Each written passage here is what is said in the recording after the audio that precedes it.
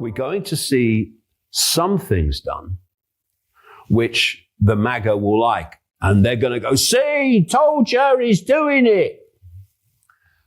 And it will be a mild version of what he said, but that will be the diversion. Oh, look, we're winning. And over here, you're going to have the AI control agenda and the digital agenda rolled out at a very fast speed, aiming towards this key year for them of having so much in place of 2030. And like I say, already, even before they've officially come to office, many people in the MAGA arena have gone, hold on a minute, we never voted for this.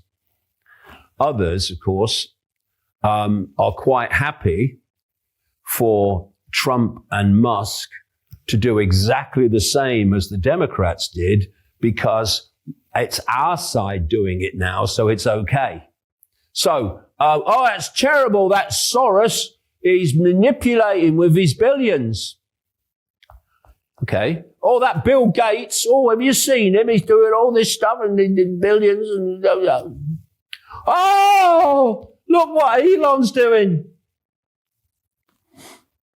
with his billions. Naivety, the human disease. Soros, Gates, Schwab, Musk, Trump, Ramaswamy, Vance, Thiel, Mark Andreessen, David Sachs, all on the same team, using different rhetoric to make you think they're not. The outcome? The same. Hello and welcome to the return of the Dot Connector, the first one of 2025, this year that's going to be utterly crazy. And I think if people think, well, it's been crazy up to this point, well, it has, but crazy gets crazier in 2025. And excuse my nasal nature today. I've got the lurgy, but getting over it now. And one of the things that I've been emphasizing all through these so many years is for people to speak their truth, to say what they believe to be true, to say what they believe to be right. And of course, when you say that, especially if you're ahead of the curve, you're going to get pushback. You're going to get called mad, or dangerous, or bitter, or whatever, negative. But if what you say has validity, it will eventually be shown to be so. If it doesn't, well, it doesn't. But if you don't speak your truth, and then what you would have said happens, and you say, oh, I knew that. I knew this was coming. Oh, yeah, of course you did, mate. So you speak your truth. And you take the consequences of it. Not that that shouldn't matter. They'll think something else tomorrow. And then you see what happens.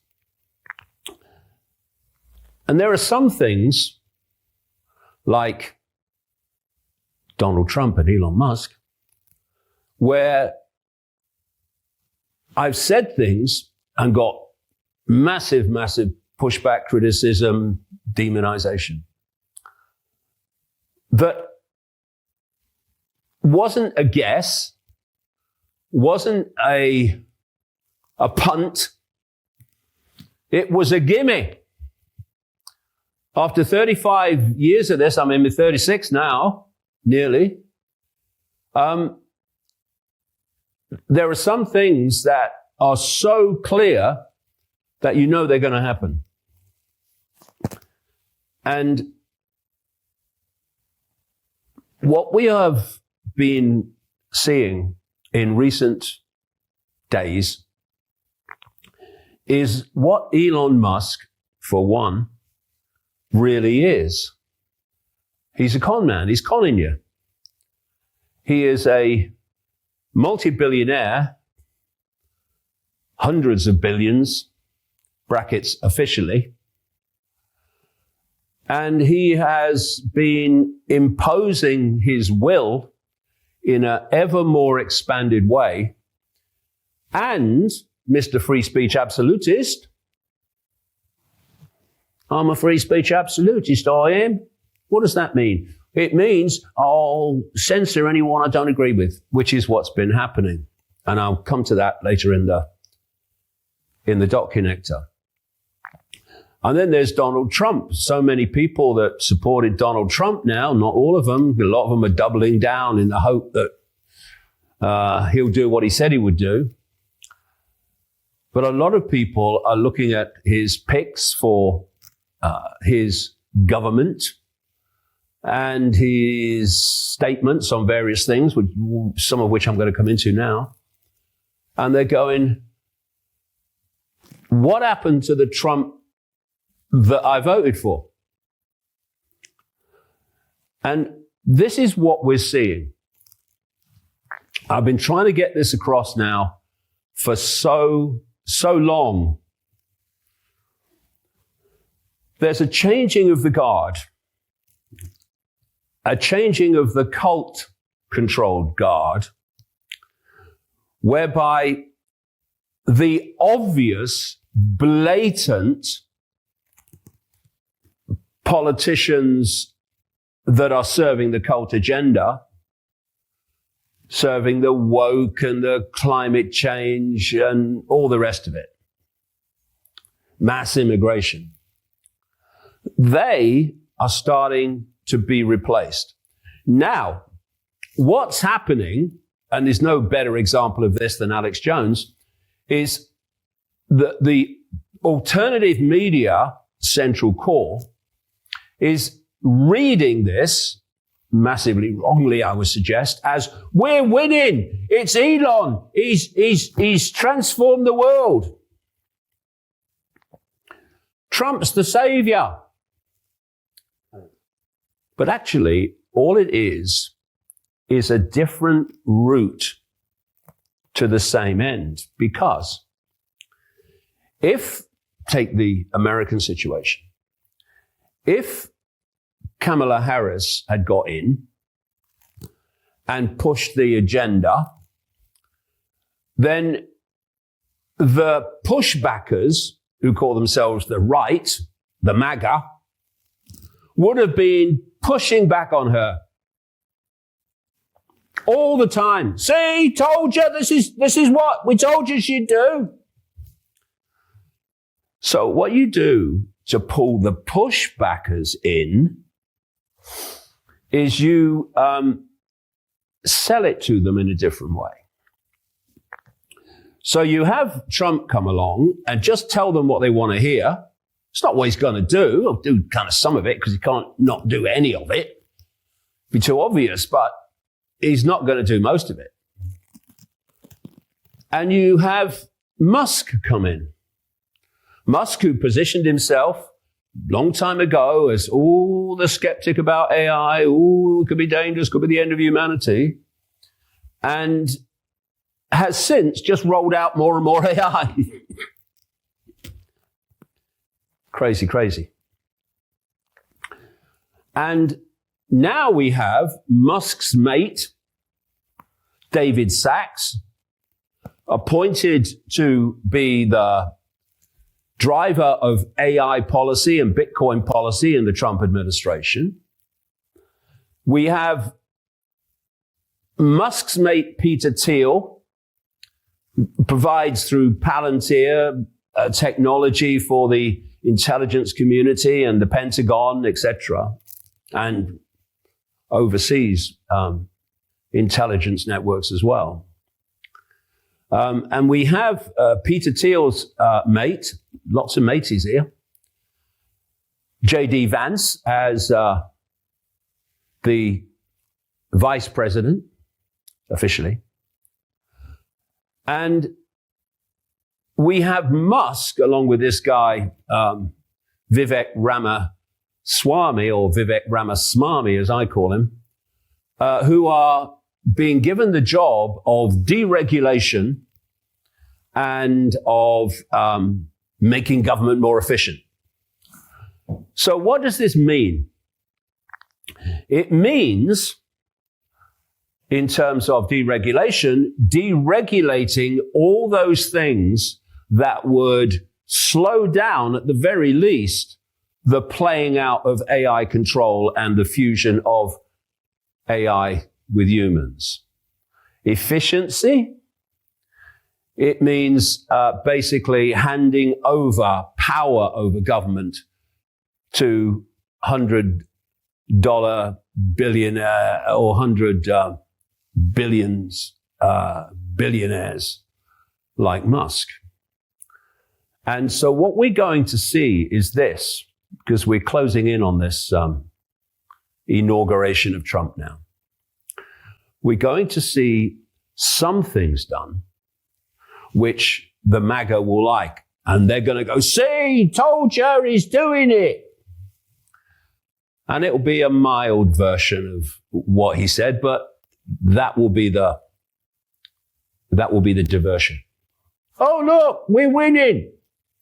And over here, you're going to have the AI control agenda and the digital agenda rolled out at a very fast speed, aiming towards this key year for them of having so much in place of 2030. And like I say, already, even before they've officially come to office, many people in the MAGA arena have gone, hold on a minute, we never voted for this. Others, of course, are quite happy for Trump and Musk to do exactly the same as the Democrats did, because it's our side doing it now, so it's okay. So, that's terrible, that Soros is manipulating with his billions. Okay. Oh, that Bill Gates, oh, have you seen him? He's doing all this stuff and billions and... Oh, look what Elon's doing with his billions. Naivety, the human disease. Soros, Gates, Schwab, Musk, Trump, Ramaswamy, Vance, Thiel, Mark Andreessen, David Sachs, all on the same team, using different rhetoric to make you think they're not. The outcome? The same. So here's one of the strange things that suddenly appeared in this week, although it's been kind of indicated before, but it's come more to prominence this week. Trump says he wants to rename the Gulf of Mexico and doesn't rule out using military on Panama Canal and Greenland. So he wants Canada to become a state of the United States.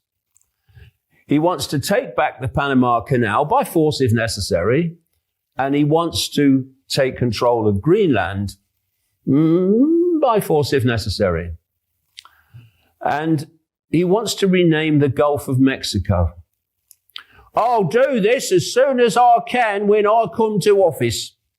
Oh, really? Do you think that maybe all the homeless people in the streets might just be a bigger priority, Mr. Trump, than renaming the Gulf of Mexico? Oh no, because the Gulf of Mexico renaming, that kind of appeals to my MAGAs. And I'm scamming them, so I want them on board. People sleeping in the streets, well, no, not interested. Donald Trump did not rule out using military force to take control of the Panama Canal and Greenland, and announced a bold plan to change the name of the Gulf of Mexico to the Gulf of America. Changes everything. The president-elect, 78, announced his threat of coercion on the global stage and the name swap during a wild and wide-ranging press conference at Mar-a-Lago.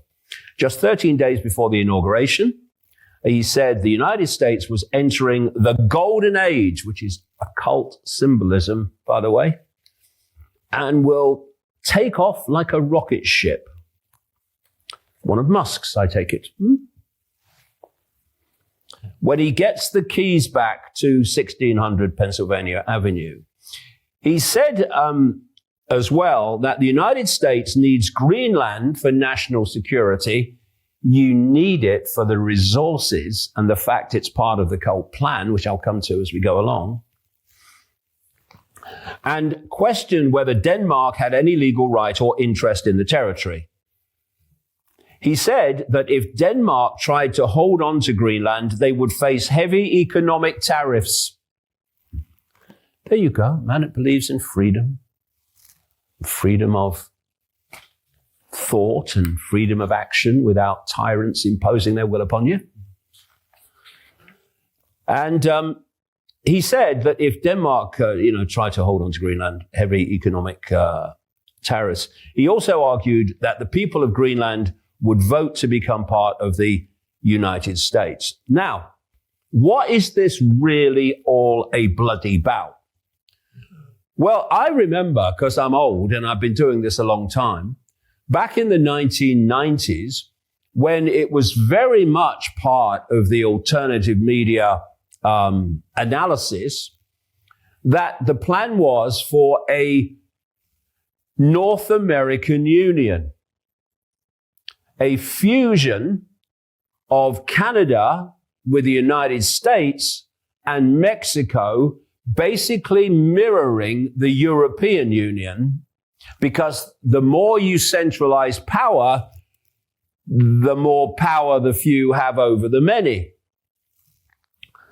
And the line was in the 1990s that this NAFTA, North American Free Trade Agreement, was the stalking horse for eventually this political economic fusion of those countries.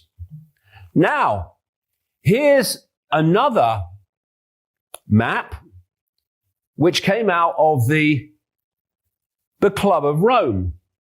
The Club of Rome was created in 1968 to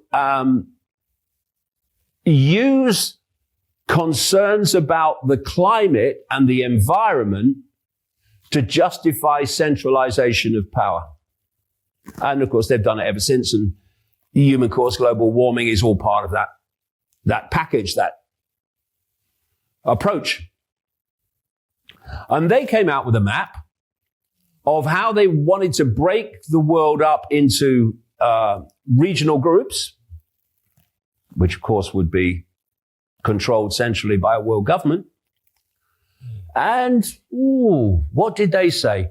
They wanted a fusion of the United States, Canada, and, Greenland. And that is the reason all this is going on. Trump may say, I'm anti-globalist. He's absolutely globalist. He's having you on. He's tricked you again if you bought the line. And here's Trump this week talking about wanting to take over Canada, and he was asked if that would involve military force. So real fast, you were considering military force to acquire Panama and Greenland. Are you also considering military force to annex and acquire Canada? No, economic force. Because Canada and the United States, that would really be something. You get rid of that artificially drawn line, and you take a look at what that looks like, and it would also be much better for national security. Don't forget, we basically protect Canada. But here's the problem with Canada. So many friends up there. I love the Canadian people. They're great. But we're spending hundreds of billions a year to protect it. We're spending hundreds of billions a year to take care of Canada. We lose in trade deficits. We're losing massive. We don't need their cars. You know, they make 20% of our cars. We don't need that. I'd rather make them in Detroit. We don't need the cars. We don't need their lumber. We have massive fields of lumber. We don't need their lumber. We have to unrestrict them because stupid people put, restrictions on, but I can do that with an executive order. We don't need anything they have. We don't need their dairy products. We have more than they have. We don't need anything. So why are we losing $200 billion a year and more to protect Canada? And I said that to, as I called him, Governor Trudeau. I said, listen, what would happen if we didn't subsidize you, if we didn't, because we give them a lot of money. We help them. As an example, we're buying icebreakers, and Canada wants to join us in the buying of icebreakers. I said, we don't really want to have a partner in the buying of icebreakers. We don't need a partner. But no right. Nope, no right. Here's what we have. We have a right not to help them. So there's Trump now wanting to absorb Canada, wanting to absorb Greenland, right in line with the Club of Rome and the North American Union. And I remember when people like Alex Jones railed against the North American Union. They said, this is the globalists. And now they're saying things like, Canadians should have a vote on whether they are going to join America, become another state. Why is Alex Jones suddenly transformed from an anti-globalist to promoting their agenda? Oh, well, it's what Trump wants, you see. We're not the alternative media anymore. We're propagandists for the Trump regime. Oh, and Elon Musk wants it and all that. So we better want it as well.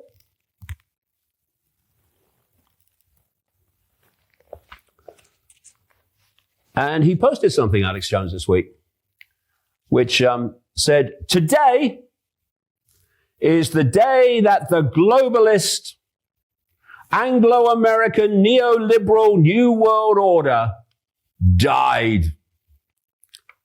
It didn't, Alex.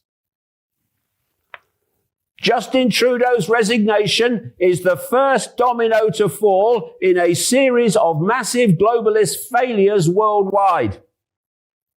Thanks to Elon Musk and X. No,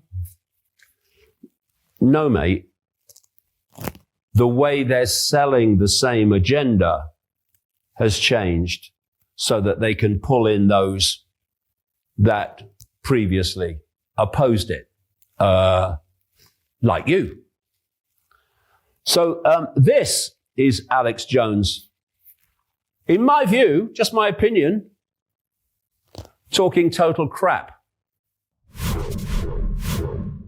All the king's horses and all the king's men are not going to put their New World Order back together again. It is dead.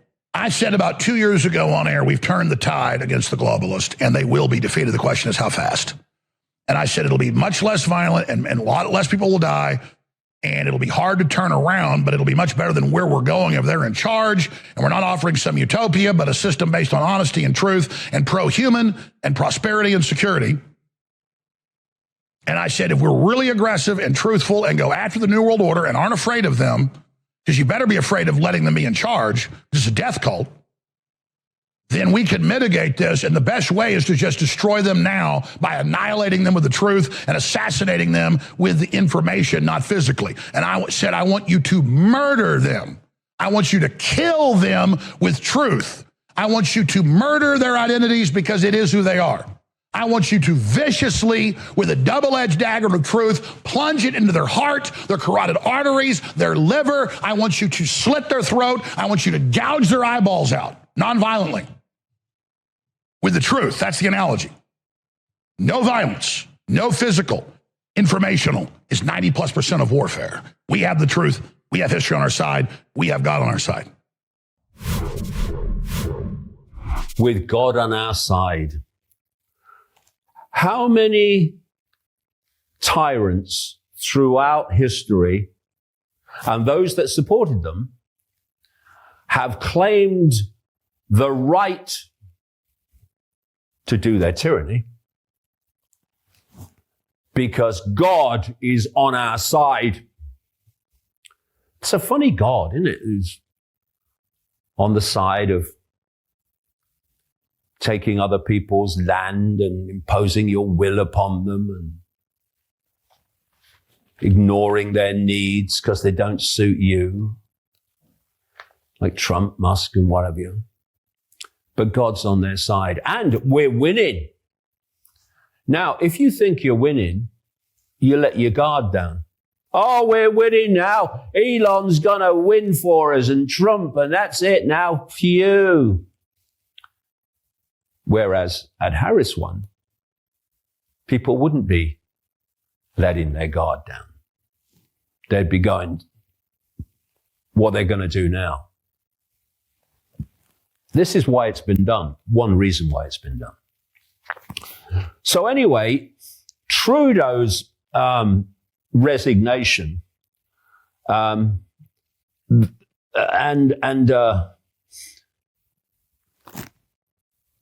the rest of it is supposed to be proof that the globalists are collapsing. But what they're doing, can't say it enough, is changing the guard to trick you. As David said, naivety. That's why people like Candice, Joe Rogan, Tucker Carlson, etc. I can't take this guy serious. Because there's no way in 2025 you're still talking about politician and this man for president, that man for president, and this man will do that and vote. How old are you guys? How old are you guys? I'm a young man too. Just turned 30. And these guys are triple my age, some of them double. And not triple one. You're not double, sorry, double.